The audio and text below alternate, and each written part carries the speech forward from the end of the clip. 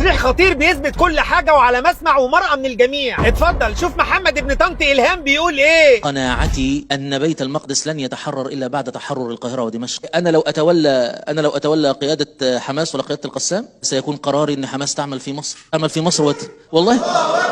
قال لك علشان نحرر القدس لازم نحرر القاهره. ايوه بقى نحرر القاهره بقى ونشيل الجيش بتاعها ونحط الجيش بتاعنا اللي بيلبسوا نقاب ونشيل الرئيس بتاعنا ونجيب ابن طنط إلهام او نجيب المسيح الدجال او اقول لك يا ولا نجيب ولي نعمتكم نجيب بيبيه النت اهو يبقى ماسك اسراء وفي نفس الوقت ماسك القاهره ونمشي بقى الشعب المصري كله. نظف بقى يا راجل نظف. نعمل القاهره على جديد وما نسميهاش القاهره بقى نسميها القافله ونمشي بقى الشعب المصري كله ونجيب مكانه اجهزه كهربائيه ونشيل بقى ابو الهول والاهرامات عشان حرام ممكن حد دماغه تهفه من بتوع المقاومه يقف قدامهم ويقعد يتعبد. واردموا النيل بقى مش محتاجين حتى مكانه عامل زحمه على الفاضي للعربيات او اقول لك اعملوه نفق عشان تعيشوا فيه وتبقى القاهره كلها عباره عن نفق ولما تحبوا تشربوا اشربوا من الطرمبه. يلا يا ابن الوزه قاهره مين اللي عايزه تتحرر؟ لا وبيقول لك انا لو كنت ماسك سماح كنت قلت لهم يعملوا في مصر. ده مصر اللي هيعملوا فيكم. لا والقطيع بقى تحت بقى الله اكبر. ايه حررت القدس؟ اللي يقول لي سماح يجي يعملوا في القاهره هيعملوا ايه يا ابن طنط إلهام؟ ده حتى سماح ماشيه في البطال هتيجي تعمل ايه؟ وبعدين سماح لو كانت قادره تيجي كانت عملتها يا إلهام بس هي للاسف سماح عندها عذر. معلش بقى بنات بقى ولا طنط إلهام ما فهمتكش؟ والله يا جماعة زوال نظام السيسي أفضل على الأمة من زوال نتنياهو والله.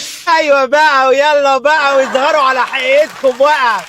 5 مواه فعلا السيسي يمشي افضل بكتير من ان النتن يمشي. امال مين اللي هيصرف عليكم؟ وبعدين ده انتوا ما شاء الله عيله واحده وساخه واحده عقاره واحده زباله واحده خيانه واحده. وبعدين مش جديده عليك ما انت قلتها قبل كده يا ابن طنط إلهام. قلت اسراء لو دخلت سينا ده انتصار مجيد وعظيم وجميل على المدى البعيد. اهو منك انت يا بعيد. طب احنا بقى كمصريين عايزين نقول لك حاجه. انت مال امك؟ حد طلب من امك حاجه؟ قلنا لك مثلا ان احنا المصريين بنستنجد بيكم؟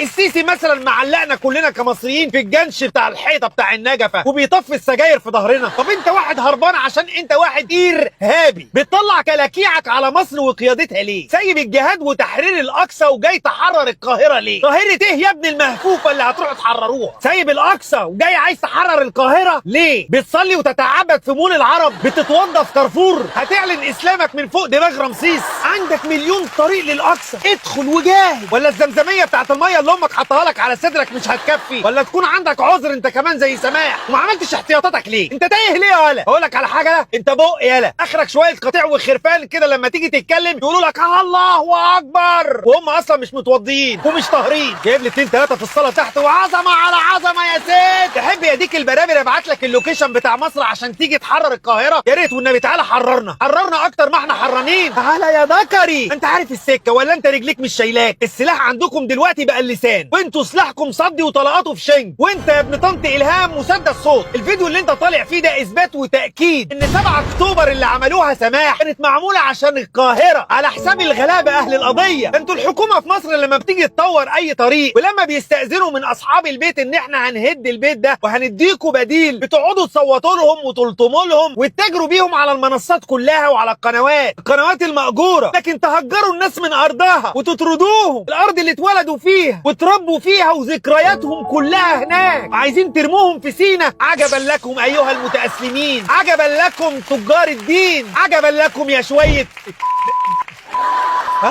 انا مراعي اللي انت فيه يا كبد امك يا ابن إلهام من ساعه يا عيني القفا بتاع 2013 وانتوا يا عيني لابسين الطرح. بس مبروك الطرحه ربنا يثبتكم. بس نصيحه بقى من اخوك المصري، نصيحه من بلبل مصر، سيبك يا ابني بقى من الهبد اللي انت فيه ده ونومه المواسير ونومه الانفاق وتعالى هنا مصر في وسط اهلك. اعمل لك قناه باسمك على التيك توك وتطلع جولات بقى وتقعد تقول كبسوا كبسوا كبسوا. يمكن ربنا يمن عليك يا اخي وتلاقي اللي باعت لك اسد اللي باعت لك خروف زيك يطلع لك حوت يقرم طيبه قلبك. لقينا كوميديان هايل. اقسم بالله العظيم اللي انتوا بتعملوه ده بيخلينا نتمسك ببلدنا اكتر واكتر. انا متشكر ليك يا ابن طنط إلهام. انتوا خليتوا الشعب المصري كله حتى اللي كان ماشي نص كده كله بقى على القبله، كله بقى بيحب بلده، كله بقى بيدافع عن بلده. فكتر الف خيركم انكم بتساعدونا من غير ما تحسوا ولا تقصدوا. عارف ليه؟ لانك انت واللي شبهك يا ابن طنط إلهام محدش فوقك وقال لك انت غبي ومتآمر. امك اتخطبت لواد اسمه تامر شيروها له.